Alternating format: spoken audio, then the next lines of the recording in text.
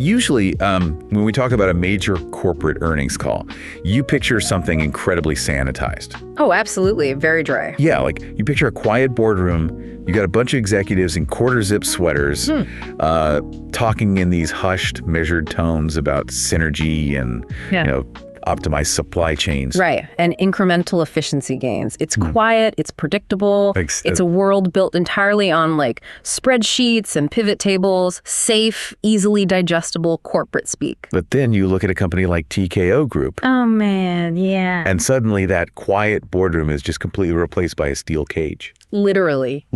Yeah. We are looking at a financial landscape that is built on blood, sweat, unscripted knockouts, and flying steel chairs. I mean, it is the absolute definition of chaotic, visceral human entertainment colliding head-on with hyper-rational Wall Street math. It really is a culture clash. It is. So today on this deep dive, we are putting TKO Group's Q1 2026 earnings call under a massive microscope. We're going to strip away all the dense corporate jargon and translate their financial maneuvers into plain, actionable language for you. Because, when you look past the spectacle of the octagon and the wrestling ring, what you actually find is, well, it's one of the most fascinating, ruthless, and efficient business models operating in the global economy right now. Without a doubt. It's like this modern-day gladiatorial empire, except these emperors have somehow figured out how to charge you for the arena, charge you for the armor, right, and simultaneously sell the global broadcast rights to billions of people. It's brilliant. It's wild. So let's lay out the roadmap for you today. We're going to cover 4 main things. First, the headline numbers. Yep. Second, the story behind those numbers. Third, management guidance. And finally, the bottom line. So like our actionable, opinionated takeaway for your portfolio. Sounds good. Let's get into it. Okay, so let's start by looking at the sheer scale of the cash this machine is generating right now. The top-line performance metrics delivered by management in this first quarter of 2026 are just staggering. They really are. We're talking about $1.597 billion in revenue for just the first 3 months of the year. And we really need to put that specific number into context for you, because that $1.597 billion, that represents a massive 26% year-over-year increase. Which is huge. It's massive, because if you look at the broader macro environment right now, a lot of legacy media and entertainment companies are struggling just to eke out like single-digit growth. Right, they're barely scraping by. Exactly. They are fighting for scraps in this highly saturated attention economy. So printing 26% top-line growth at this scale is a massive flex of their pricing power. A massive flex. And the profitability is scaling right alongside it, which is the crazy part. Yeah. Adjusted EBITDA. So earnings before interest, taxes, depreciation, and amortization. Yeah. That came in at $550 million. That is up 32% year over year. So I look at the 2 numbers, right? Revenue up 26%. EBITDA up 32%. And the immediate takeaway is that their margins are expanding. They are getting significantly more efficient as they grow. Exactly. Specifically, their adjusted EBITDA margin hit 34% for the quarter. And that's an expansion of approximately 150 basis points from the prior year. Right. And let's break down exactly what that means for you. When we say an expansion of 150 basis points, in plain English, it means for every single dollar they bring in, they are keeping a penny and a half more than they did last year. Just purely an operating profit. Purely an operating profit. Now, I know a penny and a half might not sound like a revolution, right? It doesn't sound like much. But when you are running billions of dollars through the system, those pennies compound into absolute fortunes. Right. It proves that the underlying operating leverage of the business is incredibly strong.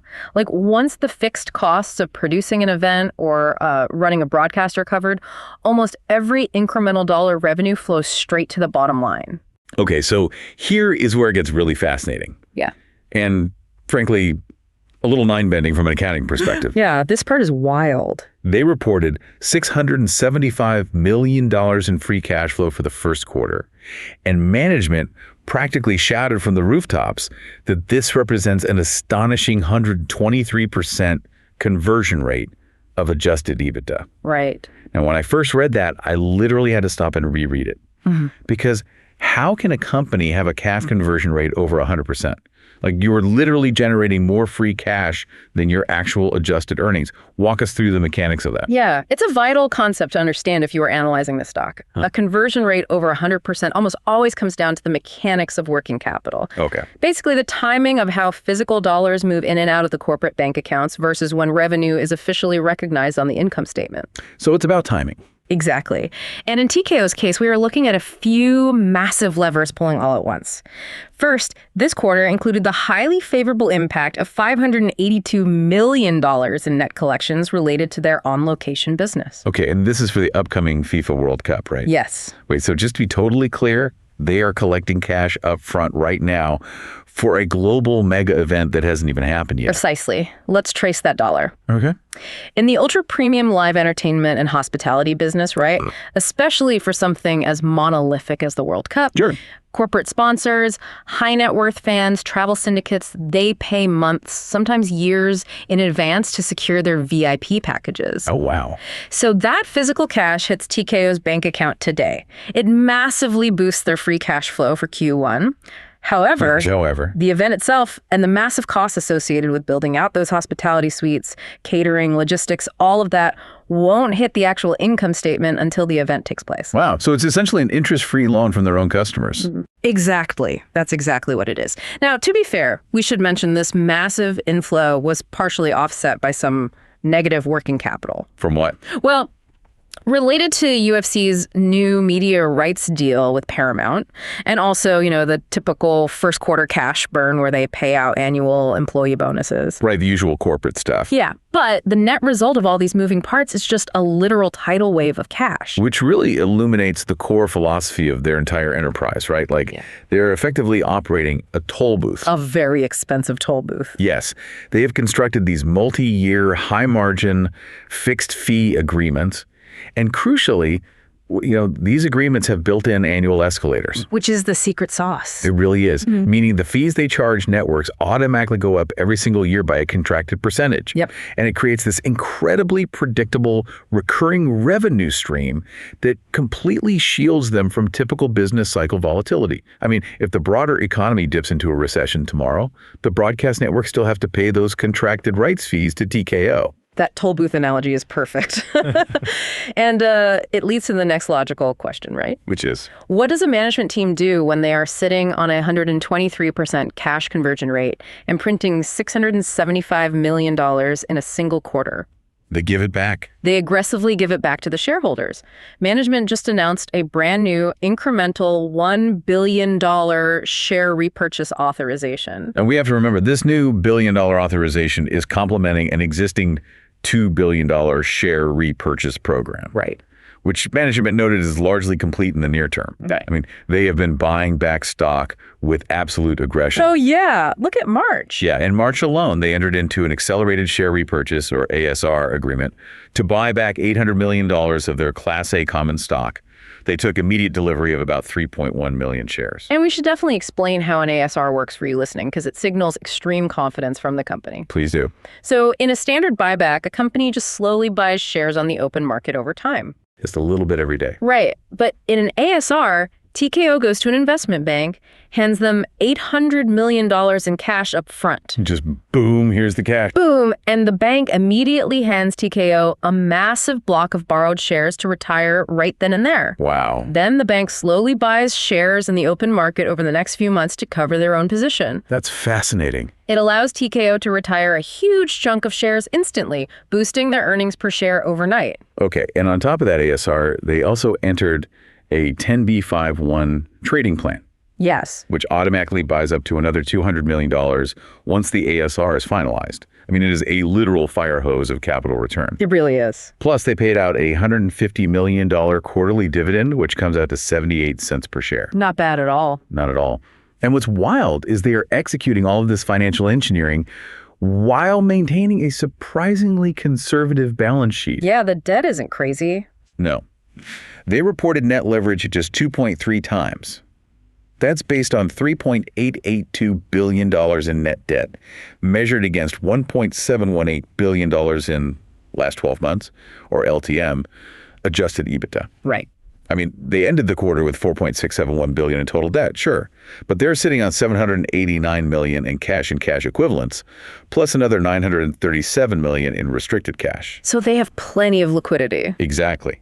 For a company generating this volume of free cash, 2.3 times leverage is incredibly comfortable. It is comfortable, but, we have to look deeper. We have all these spectacular consolidated numbers, but the real story is understanding the unit economics of how they're actually generating that cash. Right, because I am marveling at this 123% cash conversion, the massive buybacks, the margin expansion. But I have a fundamental question, and I want you, the listener, to really ponder this. Oh, here we go. Is this top-line growth actually coming from organic fan interest? Like, are there genuinely more people worldwide falling in love with these combat sports? Or is management just aggressively squeezing every last dime out of the existing static fan base? Through financial engineering and price hikes. Exactly. Ruthless price hikes packing every square inch of the screen with corporate advertisements. That is the multi-billion-dollar question right there. And it's exactly why we cannot just look at the consolidated numbers at the top of the spreadsheet. We got to dig in. We have to look under the hood at the individual business segments to see exactly where these massive numbers are originating, the mechanics of how they are earned, and ultimately how sustainable they truly are. So let's do it. Let's dissect the three main pillars of this empire. We have the UFC, the WWE, and IMG. Let's start by stepping into the octagon. Okay, UFC segment. The UFC segment generated $401 million in revenue for the quarter. That is up 12%. And their EBITDA came in at $255 million, also up 12%. The margins here. My jaw is on the floor because of the margin. They are retaining a 63% EBITDA margin. It's absurd. We are talking about a business model where human beings are literally punching each other in a cage, and somehow the company's operating with the kind of margins you usually only see in enterprise software businesses like Microsoft or Adobe. It makes no sense on the surface. How on earth do they maintain a 63% margin on a physical, violent live event? Well, it all comes down to the mechanics of their media rights. The massive driver for the UFC this specific quarter was a significant step up in media rights fees stemming from their new Paramount Plus deal. Which officially kicked off in January, right? Right. And when you have a fixed cost product, meaning it costs roughly the same amount of money to rent the arena, pay the production crew, and pay the fighters, regardless of whether 1 million or 10 million people watch it. The costs don't really change. Exactly. So every additional dollar from a larger media rights contract is just pure margin. Pure profit. And the early returns on that Paramount deal are fascinating. Management spent a lot of time on the call, highlighting the success of the CBS simulcast for UFC 326. Yeah, that was a big talking point. They noted it was the most watched live UFC event since 2016. The CBS audience alone was more than 270% above last year's UFC average on linear television. That is a massive jump. And that staggering number is before they even factor in the streaming viewership on Paramount Plus Pay. Which perfectly proves the thesis of their distribution strategy. They are using traditional broadcast television, in this case CBS, as a massive, free, top-of-funnel sampling engine. Oh, that makes total sense. Right. Casual fans or people who just happen to have their TV on, they discover the sport, they get hooked by the production value and the drama. Yeah. And then when the biggest, most important fights happen, those new fans get funneled directly into the paid Paramount Plus streaming ecosystem or into the pay-per-view model. It is an incredibly efficient customer acquisition funnel. But here's the detail that really blew my mind about that $401 million revenue number. They achieved a 12% revenue increase despite hosting fewer actual events. Wait, really? Let's unpack that. Yes. They ran 9 total events in Q1 of 2026. Compared to 11 events in Q1 of 2025. Specifically, they had 2 fewer fight nights. And this is where the accounting mechanics get really interesting, because the CFO, Andrew, specifically pointed out that those fight nights carry very sizable revenue allocations from their media rights and partnership agreements. Right. Essentially, the network pays a specific fee per event delivered. So the fact that they grew their overall segment revenue by 12% while essentially taking 2 whole weekends off. It's crazy. It shows you the sheer, unadulterated power of the contractual rate escalators in that new Paramount deal. The price per unit is just going up. The unit being a fight card, yes. It has gone up so dramatically that it completely absorbs a lower volume of inventory. Okay, so that's the brutal efficiency of the octagon. Let's step into the squared circle, the WWE segment. Let's do it. Their global reach right now is simply undeniable. Revenue for WWE was $476 million. That is a 22% jump year over year. Massive. EBITDA was $256 million, up 32%, and their margin sits at 54%, which is up from 50% in the prior year period. The WWE story is an absolute masterclass in monetizing every single piece of the intellectual property buffalo. Seriously. You have this step up in their primary ESPN partnership driving traditional revenue, but then you have the completely game-changing new Netflix archive deal. Yes, the Netflix deal. And there's a brilliant little anecdote from the earnings call regarding this.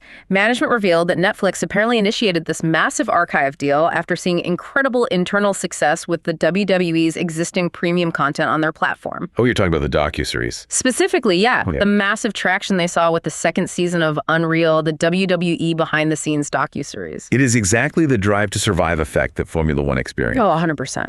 You create a highly produced, emotionally compelling, behind-the-scenes docuseries, and suddenly, millions of people who never cared about the actual in-ring wrestling are completely hooked on the interpersonal drama, the politics, and just the sheer athleticism of the performers. Exactly. And once they are hooked on the documentary, they want to go back and watch the live historical archives to see how those storylines actually played out. Precisely. It is a brilliant way to reduce churn for Netflix, which is why they were willing to pay such a premium for the WWE archive. Right. And TKO is not stopping there. They also announced that the CW network, which is already the home to WWE's NXT Tuesday night programming. Right, their developmental brand. Yeah, the CW is picking up all the NXT premium live events, or PLEs. Wow. That adds roughly 20 live broadcasts to the CW partnership starting in October, making NXT the network's top streaming brand. They are strategically slicing and dicing their media rights to ensure absolutely every demographic is covered across multiple distinct platforms. And we cannot talk about the WWE without talking about the live event triumphs. We just discussed the 12% drop in the volume of UFC events, but WWE live events and hospitality revenue actually surged 62% year over year. 62%. To $123 million. And a lot of that massive surge is driven by what they call FIPS, financial incentive packages, which we are going to dive into deeply in just a moment. Yeah, FIPS are crucial. But they held the Royal Rumble in Saudi Arabia, which brought in a massive high-margin FIP, and then they brought the Elimination Chamber premium live event to Chicago, which resulted in the second highest arena gate in the entire history of the company. And what's truly fascinating here from a strategic perspective is how they are using their live events not just as an immediate cash grab, but as a long-term talent development incubator. How so? Well, the CFO explicitly noted that they intentionally increased the number of non-televised NXT events, often called house shows in the industry. Right, the smaller shows. But why would they do that when non-televised events have significantly lower margins?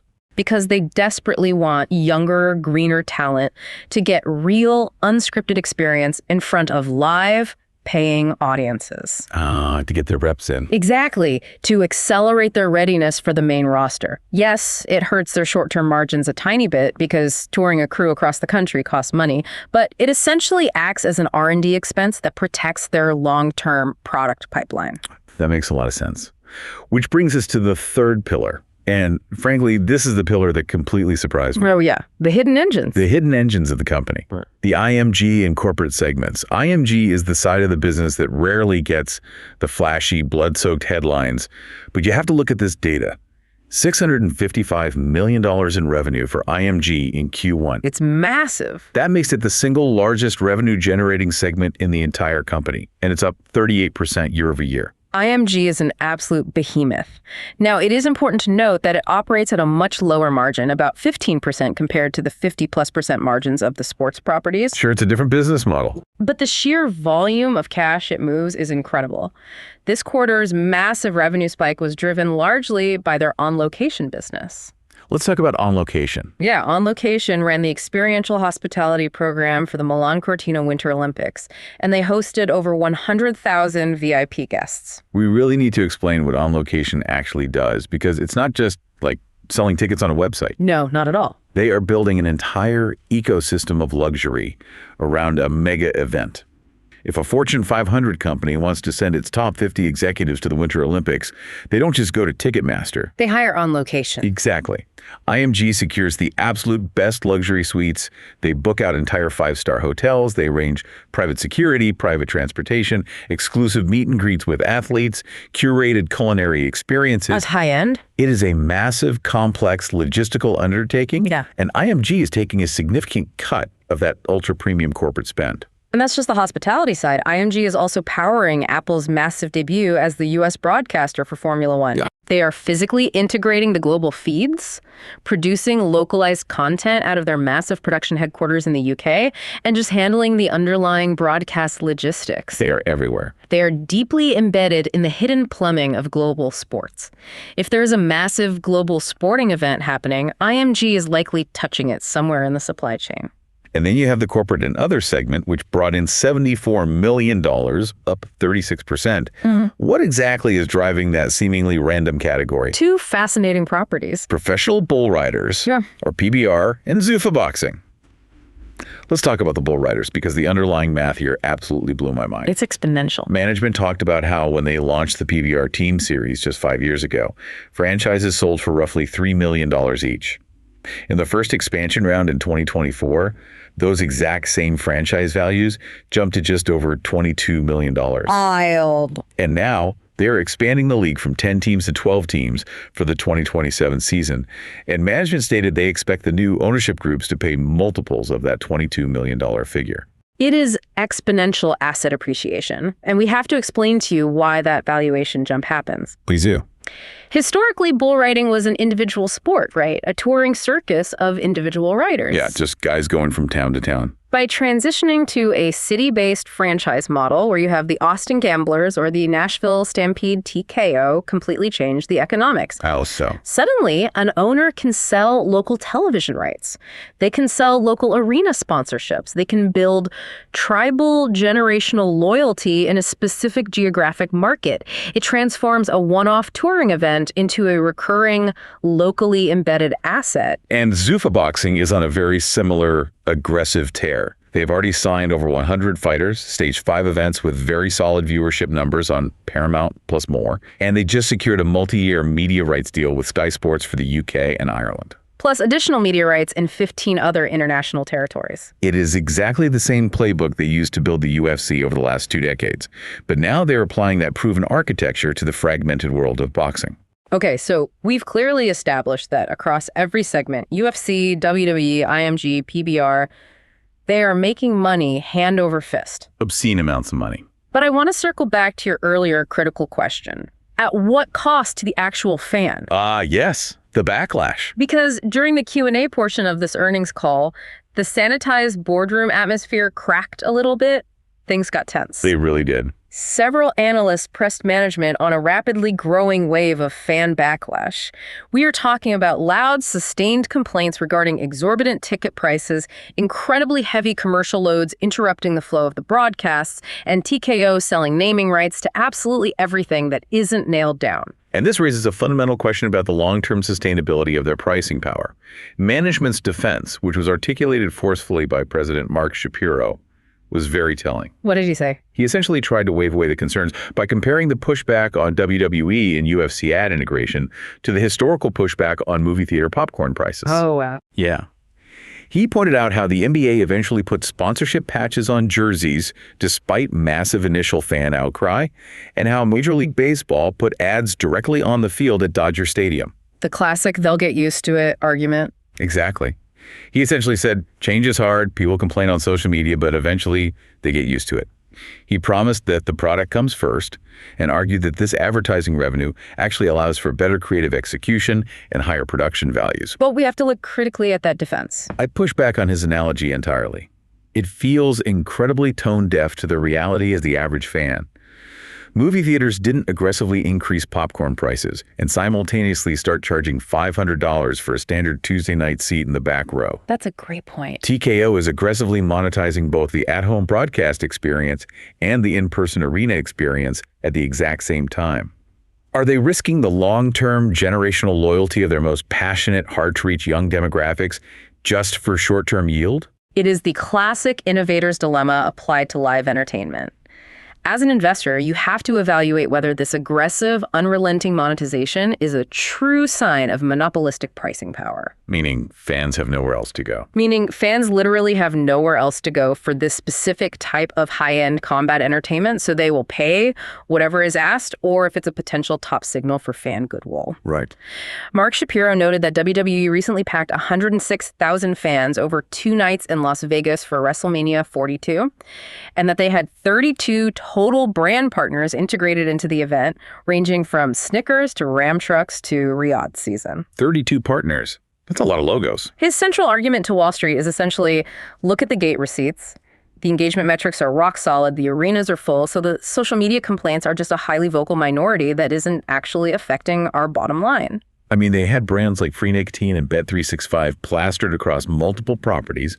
The sheer visual density of the commercial load is undeniable. You can barely see the map through the logos. But from a strictly financial perspective, until those arena gates actually start shrinking or the streaming viewership numbers begin to materially drop, Wall Street will view this extreme monetization as a brilliant demonstration of immense pricing power. So as long as the line goes up, they don't care. Pretty much. They are continually testing the absolute limits of price elasticity, and so far the consumer hasn't broken. So we know exactly how they were squeezing the sponge today. Let's look at what management is promising Wall Street for tomorrow. The guidance. Yes, the biggest takeaway from the guidance portion of the call is that they firmly reaffirmed their mega targets for the full year of 2026. What are the numbers? They are telling analysts to expect full year revenue between $5.675 billion and $5.775 billion. Yeah. And adjusted EBITDA between $2.24 billion and $2.29 billion. Let's translate what those massive numbers actually mean for the trajectory of the company over the next 9 months. It means they are confidently promising 21% anticipated revenue growth for the full year, a massive 43% EBITDA growth, and margins expanding by a whopping 600 basis points to almost 40% globally across the entire enterprise. And we need to pay special attention to the upcoming second quarter. Management flagged that Q2 is expected to be the biggest quarter of the entire year in terms of absolute dollars. Right, because of the big events. Exactly. Because it includes the massive recognized windfall from WrestleMania 42 in Vegas, plus a major Saudi premium live event. Which brings us back to those 3 little letters that kept popping up throughout the earnings call over and over again. FIP. Financial incentive packages. We really need to spend some time breaking this down because it feels like a fundamental seismic shift in how the sports entertainment business operates globally. TKO is basically acting as a traveling economic stimulus package for foreign nations and domestic municipalities. That is exactly what it is, and the economics are staggering. Lay it out for us. In the past, a fight promotion would look at a map, pick a major city like New York or London, rent the arena, and rely entirely on selling tickets to local fans to make a profit. Maybe they would get a small local tax break. Sure, standard touring model. Now, TKO flips the entire model on its head.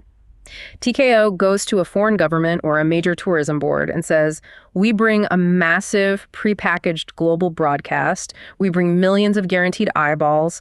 We bring high-spending international tourists who will fill your hotels and restaurants. So pay us. Exactly. Therefore, you need to pay us tens of millions of dollars just for the privilege of us showing up, and the governments are eagerly doing it. That is wild. Management highlighted highly lucrative FIP-backed events coming up in Baku, Azerbaijan, Philadelphia, and a debut event in Belgrade, Serbia. So they're completely untethered from just relying on the local fan base to buy tickets. If the government of Belgrade wants a global spotlight to boost their international tourism profile, Belgrade pays TKO an upfront site fee. Now, we cannot talk about international FIPs without addressing the geopolitical elephant in the room regarding the Middle East.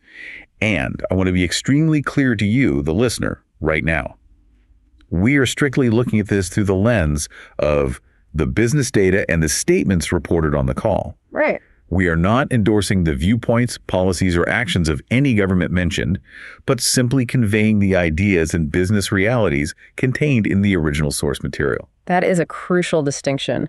During the call, the analysts explicitly asked management about the stability of their operations and partnerships in the Middle East, given the current well-documented geopolitical tensions. Now, what did they say? Management confirmed they are firmly moving ahead with their scheduled slate. They have 6 major events planned in the region for the remainder of the year, including highly lucrative stops in Saudi Arabia and Azerbaijan. And Mark Shapiro made a very pointed, specific comment to soothe investor anxieties.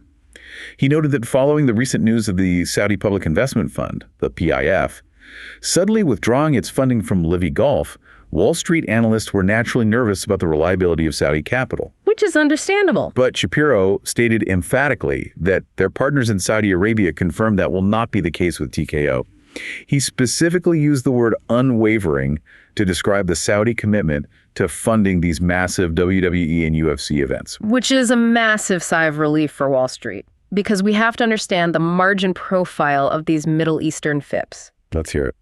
When a sovereign wealth fund pays you $50 million just to host an event, that site fee has virtually zero associated cost of goods sold. So it's all profit. It is pure 100% margin revenue that drops straight to the bottom line. But what is equally fascinating is observing what TKO chooses to do with that massive influx of high-margin cash. It gives them the financial flexibility to fund massive loss-later spectacles to aggressively grow their broader brand equity. Oh, this was absolutely my favorite part of the entire earnings call. UFC Freedom 250. Let's unpack the strategic audacity of this. It's so interesting. Management casually mentioned that they made a strategic, conscious decision to intentionally lose $30 million on a single event. $30 million. They are hosting UFC Freedom 250 at the White House, specifically on the Ellipse, on June 14th.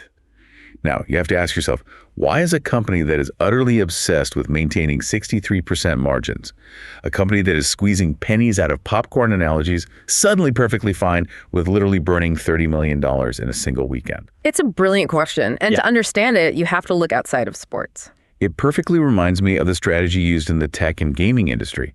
Think about a company like Sony or Microsoft taking a massive calculated loss on a flagship piece of hardware. They will literally sell the PlayStation 5 or the new Xbox for hundreds of dollars below what it actually costs to manufacture them. Why? Just to lock a user into their software and digital subscription ecosystem for a decade. They lose on the hardware to win on the software. Exactly. So why is TKO burning $30 million at the White House? Because internally, they do not view it as a loss. They view it as a massive marketing expense masquerading as a sporting event. The CFO mentioned the staggering cost is driven by the festivalization of the event on the Ellipse. They are turning it into a massive 2-day cultural spectacle. This is massive exposure. Think about the sheer undeniable imagery of an official UFC octagon sitting directly on the White House lawn, broadcast globally. It's an iconic image. That image alone acts as an unparalleled global sampling engine. It instantly legitimizes the sport to an older, wealthier demographic, and crucially to corporate advertisers who maybe still view mixed martial arts as underground, visceral cage fighting. Right, it cleans up the image. That newfound mainstream legitimacy will pay immense dividends in future media rights negotiations and corporate brand sponsorships that will far exceed that initial $30 million investment. It's a highly calculated investment in the brand's premium institutional positioning. And speaking of future media rights, they mentioned one massive future catalyst that could reshape their entire distribution model. Management expressed sheer, unbridled excitement over the potential consolidation involving David Ellison, Warner Bros., Discovery, and Paramount. This is where we have to connect the immediate earnings data to the bigger macro picture of media. Right. TKO's lifeblood relies on competitive distribution. If David Ellison manages to successfully combine the massive assets of WBD and Paramount, TKO suddenly sees a once-in-a-generation opportunity to create what they termed on the call a combat sports super app. A super app. They want all those disparate eyeballs currently scattered across multiple streaming platforms and linear networks, feeding directly into one unified TKO ecosystem. That would be massive. Furthermore, fewer larger media conglomerates mean those consolidated entities need massive, undeniable live content to survive. TKO believes this consolidation will actually lead to more aggressive bidding wars for their content when their rights inevitably come up for renewal. Okay, we have the data. We have the underlying story of how they make the money. We have the management guidance and the geopolitical mechanics. Now, it is time to synthesize all of this into a concrete, actionable takeaway for you, the retail investor trying to make sense of this gladiator empire. The bottom line. Let's start by defining their moat. If you were looking at TKO as a potential addition to your portfolio, you absolutely must understand their ultimate, almost unassailable defensive characteristic. Which is? We currently live in an era where generative artificial intelligence is threatening to violently disrupt almost every single form of media and content creation. Hollywood studios are terrified of AI-generated scripts, digital actors, synthetic visuals. Yeah, everyone's worried about AI. But TKO's core product is entirely insulated from that technological disruption. Their product is inherently live, it is deeply communal, it is completely unpredictable, and it is physically scarce. That's so true. No advanced algorithm, no matter how sophisticated, can hallucinate the visceral, heart-pounding reality of a live UFC knockout, or replicate the deafening crowd popping for a surprise WrestleMania title change in a stadium of 100,000 people. You can't fake that. It is undeniable, authentic, messy human drama. And in a world of synthetic content, that authenticity commands an extreme premium. That is a phenomenal point regarding AI insulation. So, synthesizing everything we've unpacked from this earnings call, where do you stand? Bullish or bearish? I take a very firm bullish stance on the stock based on these Q1 results and the underlying mechanics we've discussed. Why specifically? They are clearly exhibiting monopolistic pricing power across both ticketing and sponsorships. They have highly visible, contracted, recurring revenue through their media rights escalators, completely insulating them from a consumer recession. Right. And perhaps most importantly for the immediate future, that newly announced $1 billion stock buyback acts as a very strong floor for the stock price. If the broader market dips, or if there is a macro sell-off, management has a literal billion-dollar bazooka loaded and ready to buy up their own shares at what they believe is an undervalued price. I agree with the math, but let's give you, the listener, some truly actionable advice. Let's start with the current shareholders. If you already hold TKO stock, what should you be hyper-focused on right now? If you are holding TKO, you need to pay incredibly close attention to the Q2 numbers coming up in the summer. Management has set absolutely massive sky-high expectations for Q2. Because of WrestleMania and Saudi, right? Heavily hyping up the record-breaking WrestleMania 42 gate and the high margin Saudi FIP revenue. If they miss those expectations by even a small margin, the stock could take a significant hit despite the billion-dollar buyback program. Really? Even with the buybacks? Why? Because the market has already priced in absolute perfection for Q2. You are holding a stock priced for flawless execution. Got it. And what if you are sitting on the sidelines, considering buying in? What is the unseen catalyst? If you are considering buying, look past the UFC and WWE headlines. Look closely at that 123% free cash flow conversion, because that cash generation is the lifeblood of a structurally healthy business. Okay. But more importantly, monitor the corporate segment. Professional bull riders and Zufa Boxing are growing exponentially. Right now, Wall Street analysts are valuing TKO almost entirely based on the cash flows of UFC and WWE. They are treating PBR and Zufa as negligible rounding errors. Which could be a mistake. A huge mistake. If PBR or Zufa start commanding UFC-level media rights or massive international site fees in the next 3 to 5 years, that is massive free upside that is simply not currently priced into the stock. Wow. Furthermore, there is an incredible multiple arbitrage happening here. Wall Street usually assigns a lower valuation multiple to live event revenue because it's seen as unpredictable. But TKO is turning live events into predictable, recurring, high-margin media rights through these FIP agreements. That's brilliant. If the market eventually realizes these FIPs act exactly like recurring media rights, the entire stock could get re-rated to a higher multiple. That is the insight you need to remember. I love that point about the multiple arbitrage. I completely agree with your bullish take on the underlying financial mechanics, but I do want to add a vital note of caution for anyone holding this long term. Caution is always good. We talked extensively about the fan backlash, the incredibly delicate balance of monetization. Wall Street absolutely loves 63% margins. Analysts love seeing every square inch of the canvas sold to Bet365 or free nicotine. Oh yeah, they love it. But you cannot forget that the underlying asset here isn't a piece of enterprise software or a diversified real estate portfolio. The underlying asset is raw human passion. And human passion is historically incredibly fickle. Exactly. If you squeeze the fans too hard, if you price working class families completely out of the arenas with dynamic pricing, if you drown the broadcast in so many intrusive ads that the actual pacing and enjoyment of the sport suffers, you risk slowly, imperceptibly killing the golden goose. The popcorn analogy falls apart. It really does.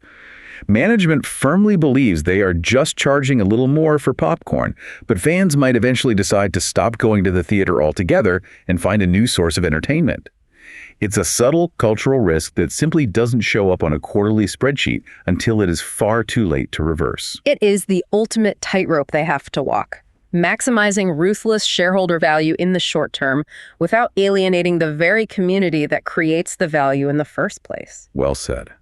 We want to thank you, the listener, for joining us on this deep dive. We hope we've helped you cut through the noise, bypass the corporate jargon, and truly understand the fascinating financial mechanics of this unique company. Keep dissecting the data, always question the prevailing narratives, and look for the hidden mechanisms driving the numbers. I want to leave you with a final provocative thought to mull over on your own. We spent a lot of time analyzing those FIPS financial incentive packages. With FIPS becoming such a massive fundamental driver of their high-margin revenue, is TKO quietly transitioning from a traditional, consumer-driven sports entertainment company into something else entirely? It's a great question. Are they slowly becoming a traveling, sovereign, well-funded cultural asset? Think about the implications. If foreign governments and massive tourism boards are willing to pay TKO tens of millions of dollars just to show up in their capital cities, does the domestic working-class fan base in Ohio or Texas eventually become nothing more than a localized afterthought? If the corporate boardroom has truly replaced the steel cage, who is really pulling the strings of the empire? We will leave you with that. Thanks for listening.